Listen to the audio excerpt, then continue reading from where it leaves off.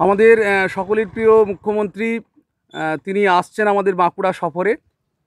24 তারিখ এবং 25 তারিখ এই দুদিনের সফরে তিনি আসছেন। 24 তারিখ তিনি আমাদের বাঁকুড়াতে অ্যাডমিনিস্ট্রেটিভ মিটিং করবেন এবং 25 তারিখে তিনি একটি পাবলিক মিটিং করবেন। সেই পাবলিক মিটিংয়ের প্লেস আমরা বিভিন্ন জায়গায় দেখছি। তার মধ্যে আমরা এই বাঁকুড়া 2 নম্বর ব্লকের সুনুক পাহাড়ি যে 1 নম্বর ব্লকের যে সুনুক পাহাড়ি হাট এরিয়া রয়েছে, সেই জায়গাটাও আমরা এখানে চিহ্নিতকরণ করলাম এবং আরও 2-1টি জায়গা আমরা দেখছি। সেটা এখান থেকে আমরা সেই রিপোর্টটা পাঠানো হবে।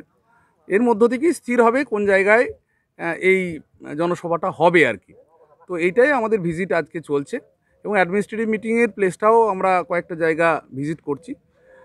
সাধারণত জঙ্গলমহলের যে খাদরা সাব ডিভিশন আছে, সেই জায়গাতে কোথায় করা যায় সেই জায়গাটাগুলো আমরা কিন্তু একটু ভিজিট করে দেখে নিচ্ছি এবং সেভাবেই আমরা রিপোর্ট পাঠাবো আমাদের উপরে।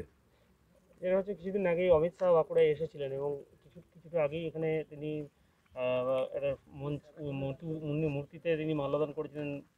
তারপরে আবার মুখ্যমন্ত্রীর সফর, মানে বিষয়টা কি একটা পাল্টা ভোটের দামামা কি বাঁকুড়ায় বাজে?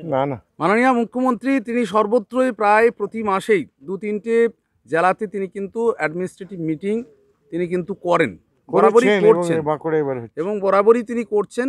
এই কিছুদিন আগে উত্তরবঙ্গে তিনি গিয়েছিলেন। এবারে তার আগে আমাদের বাঁকুড়া সফরের আগেই আমার মনে হয় যে পশ্চিম বর্ধমান বা পূর্ব বর্ধমান এই সমস্ত এরিয়া করে আমাদের এই দিকের পার্টটাকে তিনি টেক করছেন। তো স্বাভাবিকভাবে তিনি কিন্তু নবান্ন এবং রাইটার্স বিল্ডিংয়ে নিজেকে সীমাবদ্ধ না রেখে একেবারে জেলায় জেলায় প্রত্যন্ত এলাকায় গ্রামে গ্রামে তিনি কিন্তু পৌঁছে যাচ্ছেন। সুতরাং এই নিয়ে কোনো প্রশ্নই হবে না যে সেটা কী ঘটতে পারে।